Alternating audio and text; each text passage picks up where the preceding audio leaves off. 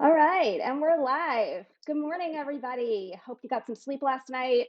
Hope you're happy with the results of the Super Bowl.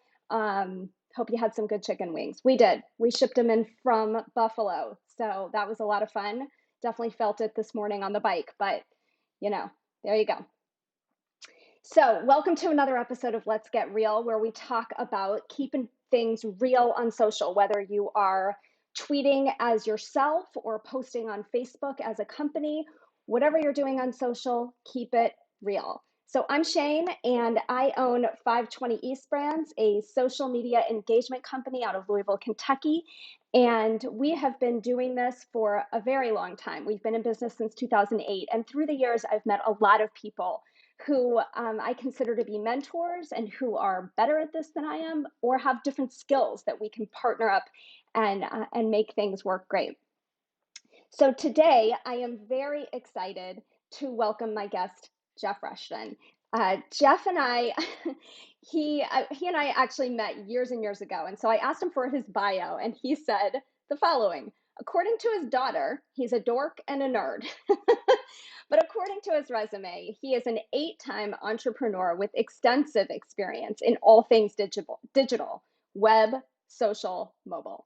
As a programmer in the 1900s, aka 1995, he built e-commerce websites for Kraft, Nabisco, Sundance, Time Warner, and dozens more, and has since worked for small and large companies improving their digital and innovation initiatives. He has one daughter who's 14, one dog, and he's been married for over 20 years. When not nerding out, he enjoys photography and dabbling in video. So we are hoping that everything is working live today.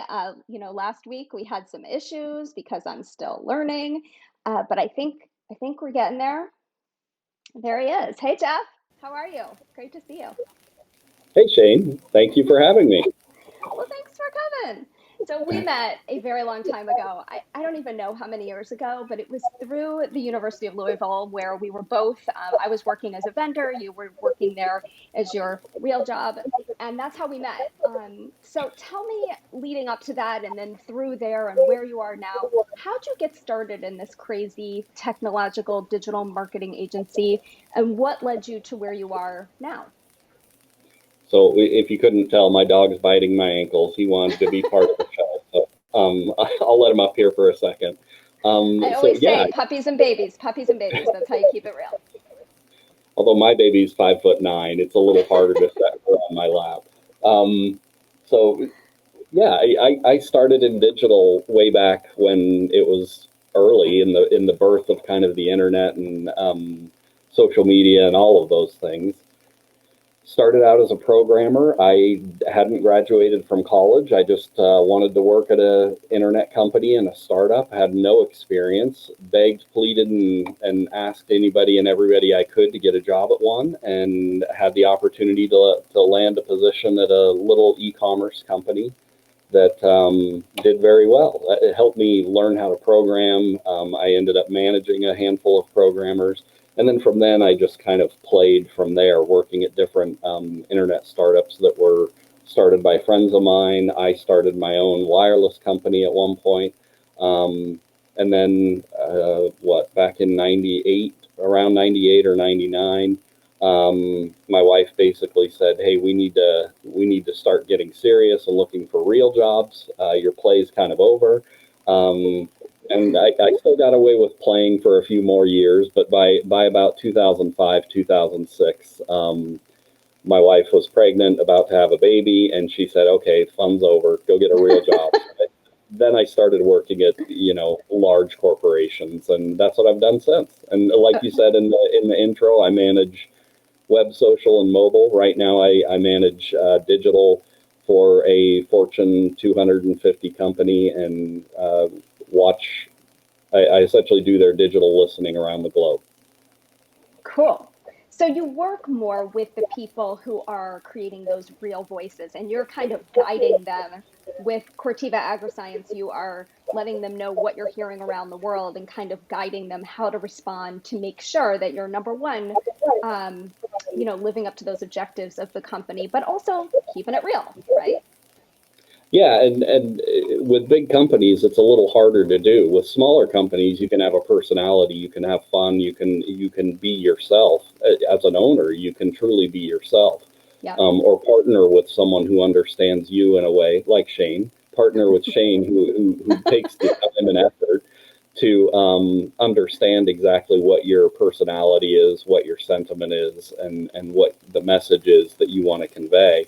It's a little harder to do in big global companies, but we absolutely watch every conversation that transpires. Every time someone mentions us, we figure out, do we need to address this? Do we need to have a one-to-one conversation with them? Is this something we address publicly? All of that still exists, and it is. It's all about personal relationships, one-to-one relationships, even though our company has 22,000 employees and hundreds of millions, maybe even billions of customers. Yeah. I got into it this weekend. I don't usually do this because I feel for the social media people who are monitoring tweets and complaints and this and that. We used one of those food delivery services on Friday. Nobody felt like going out to get dinner, not even the new driver. So we decided to support one of our local restaurants, bring in, but we were going to use one of those food delivery services. And it was a mess. I mean, I'm watching them on the app. They're way out by the airport, which is like 40 minutes from my house.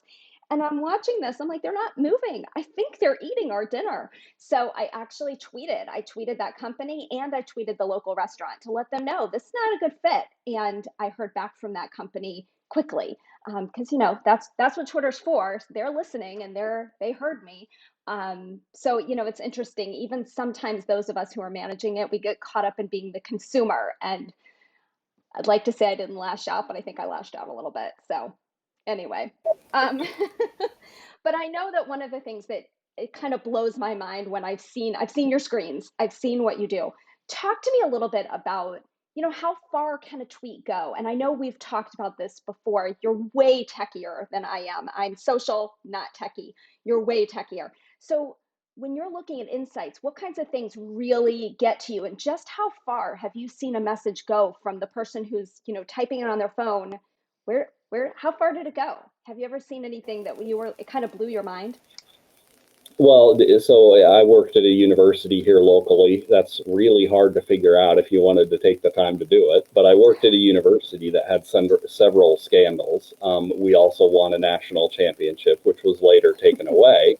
Right. Um, every single time one of those things happened, the exposure was in the billions, and not in days, it was in hours. So Wow. we would hit 100 million people looking at retweeting, sharing tweets. We would hit the 100 million mark within, I don't want to say minutes, but within an hour, we would hit about 100 million exposure pretty quickly. So, and it's not always a tweet. Sometimes it's a Facebook post, it's an Right. Instagram post, or it's a Yeah. blog post where people take a screenshot and then blow it up through Twitter, through Instagram, or through other social media. So, I mean, the breadth and depth of a conversation is really indicative of what people care about at the time and how emotionally I guess emotionally charged, but also how emotionally vested they are or invested they are in that conversation. And when you talk college sports, it's a Hmm. big deal. Yeah. We all saw GameStop, we saw AMC, we saw other Hmm. companies last week. It all started with Reddit and it started with social media, where just a couple of people said we should buy up this stock and Right. counter Wall Street. And we all saw what happened. It absolutely destroyed, well, it didn't destroy, but I saw a number last night, 56% of one company's Wow. um, revenue for that last month in January. Their numbers were down 56%. I mean, the impact isn't just on social media; it's Right. Absolutely. everywhere. Yeah, yeah, absolutely. So through our shared passion for social, you and I worked together for a while when we presented. We for those of you who don't know, Jeff and I put together this presentation that we went and presented to a team of or a group of high schoolers, middle schoolers, and their parents. And I'll be honest, it really was meant to scare the bejesus out of them on how far your social footprint can spread and how quickly. I actually put in a blog post when I was introducing Jeff to the audience a link. It's like your favorite one where you're like, don't be this guy. And it's amazing what happens. So if you want to see it, you can go to my website, 520eastbranch.com, and you can see that that blog post and that this guy who he basically just posted on social. His parents were away. He was having a party. And I mean, it's insane. And it was years ago, right? That thing is like a decade old, right? It's crazy. Two, So 2 decades. It's it now really is almost two 20 years. decades. I mean, that's Yeah. crazy. So, so we talked a lot about this piece of how quickly and how big your social footprint can go, especially as related to kids. So now we've both got teenagers. So I know what it's like in my house, what we've given in on, what we've locked up. Where are you with it with your daughter? Do you have things she's not allowed to do? Like, how careful have you had to be knowing what you know?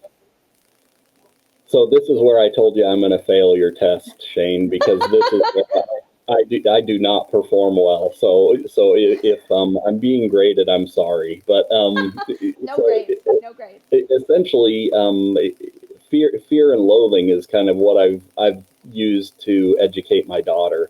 I don't limit where she goes and what she does on social media. She's seen it firsthand. When she was in middle school, some boys in her class threatened, and she didn't know who it was. Somebody anonymously threatened to beat her and rape her. And she saw that within 20 minutes, I knew whose phone it was, where they lived. I knew that it was a mother in Shelbyville, Kentucky, who taught at the local school. Wow. Um, and I knew enough to get everybody in a lot of trouble. So I reached out to the mother and I said, "Are you aware this is happening on your cell phone?" And obviously, the two boys who thought it was a funny joke lost their phones for several weeks or months, Sure. maybe even a year. I think one of them did. So she's well aware of the fact that dad will dig into this stuff. If it, number one, if she's doing something bad, but if Right. somebody else is bullying or messing with her, I don't mess around, and nobody should. I mean, you should Right. take this stuff seriously because it is serious. Absolutely. Um, and she sees that. And Shane, I've gone through our presentation with her, so she knows Hmm. what people do and how it affects their lives. Every time it hits the news, every time a Kardashian does something ridiculous, I explain, people don't go to college because of this. She was in the car Absolutely. yesterday, and talking about an instance where somebody had done something not very intelligent, and she said they're never going to get in college. Like they will never get into college because they said something bad when they were 14, Right. and she's probably right. Absolutely. Yeah. So I'd say you didn't fail. I'm going to argue with you on that. I'd say you passed big time because she's learned it firsthand. So well done. Well done, Dad. Well, So, I give her way too much freedom because I know she's seeing stuff that she probably shouldn't see. And I mean, we all know teenage boys like to put crazy things on a screen. sure. But at one point, I was a teenage boy, and to be honest, my wife still calls me a teenage boy. So I think she probably sees more than a good parent would let her see. But to be honest, it's going to hit her in the face at some point, and Yeah. my worry is that she responds to it in the wrong way. Right. Right. Yeah. Well, so you're coaching her well. So good job. So to switch gears a little bit, there's a lot going on right now on social. Lots of platforms, lots of new platforms. I feel like when they launched fleets on Twitter, I was like, really? Another thing, another story? So talk to me a little bit about let's talk about Clubhouse. What do you think about Clubhouse? Do you like it? Are you active on there? And then my other big question for you, this is kind of a conversation that keeps happening over and over. Which do you think is going to win, TikTok or Reels? I'm curious on your thoughts on both. Well, TikTok has. I'll start with TikTok and then go backwards. So Okay. TikTok has obviously the largest growth rate. It surpasses everybody in its growth rate and its usage rates. So I think TikTok has the momentum to continue on. You and I both know Instagram has a much larger audience, and when you leech in the rest of their audience, which is Facebook, you have access to the largest audience, even though it's a bunch of old fogies, as the kids would say. Even though it's a bunch of old people who don't care, and we're all boomers, even though some of those boomers are in their 20s and 30s. Um, so I do think TikTok is going to lead for a while. The Instagram isn't going to die anytime soon. I think Sure. Facebook is going to have a Facebook and Twitter are going to have to answer to kind of some of the filtering and the governing that they had over the election. Yeah. The Time Magazine just wrote an article on it, and the New York Times has talked about it. What they did, and this wasn't to one party; it was to both parties. What they did in monitoring and editing and removing people and removing posts, that isn't free speech, and I think they're going to have to address that. Mm-hmm. But with that said, the two of them have the largest audience anyway. So anywhere, I do think it's going to trickle down. It Mm-hmm. used before Facebook, the average social network used to last 6 to 8 years. Right. Today we're looking at social networks that are over 10, 15 years old, but they Mm-hmm. all tend to lose faith, and they all tend to trickle away and die. So I do expect at some point Facebook will diminish. I don't know if it'll ever die because we all put way too many photos and videos up there. I Right. do think TikTok TikTok is really good. It's a lot better than Reels right now. Reels isn't as user friendly. It isn't as easy. You have to use a separate app. If they integrate it more tightly into Instagram, I think they have a much better shot at it. And maybe I'm using it wrong, but Ask your I daughter. think, yeah. Honestly, I haven't talked to her about Reels because I'm not sure if she's on there. I know she's on Same. TikTok, but yeah, I think TikTok's going to be the leader right now just because of momentum. Over the long term, Instagram may win if they improve some of their user interface and some of their features. In regard to apps like Omegle, Clubhouse is another one that's very similar. Clubhouse is the voice only version of Omegle. Mm-hmm. Although Omegle kind of throws you, it's the old chat roulette where you turn on your camera, turn on your connection, and they decide who you see. That's cool. I think that'll continue to be popular just because people want to be shocked and awed by whatever they see. Which, Right. by the way, anybody my age or above who gets on Omegle, be prepared for some rated R, rated X, weird stuff. But also, I mean, you can make really great connections. Right. They do have a better filtering mechanism now for connecting you with people that you relate to. So I think they'll get better. Clubhouse, Clubhouse, I'm just starting to get the hang of. Clubhouse, I think, has some viability. Mm-hmm. They're treating their platform more like podcasts, Yeah. where they've reached out to real publishers. Last week, I listened to a handful of Pulitzer Prize winning authors. I Oh, listened to cool. Mark Andreessen. I listened to Elon Musk. I listened, Uh-huh. and these are all live. So you're listening to them live, Right. essentially in a conference call. And I think, Shane, you and I talk about this all the time. Mm-hmm. Everything online is predicated on the quality of content. Right. And Omegle, I don't think is going to last. At some point, people will get sick of doing random calls with people. Whereas Clubhouse, if they continue their quality of content initiative, I think they're going to do very well. Yeah. Yeah, I would agree with that. Everybody I'm following on Twitter that I engage with on Twitter A lot of them are doing clubhouse rooms, clubhouse conversations. It's great. And you get in there, and then all of a sudden one of the hosts of the room pushes you up to the front of the room, and now you're a speaker. So that happened to me the other day with Madeline Sklar of Twitter Smarter, and I was like, wait, I didn't ask to be on stage. But it was cool, and it was, very empowering to be part of this amazing group of people that she had pulled up. So it's kind of cool, and you don't have to do your hair. Hey, that's great.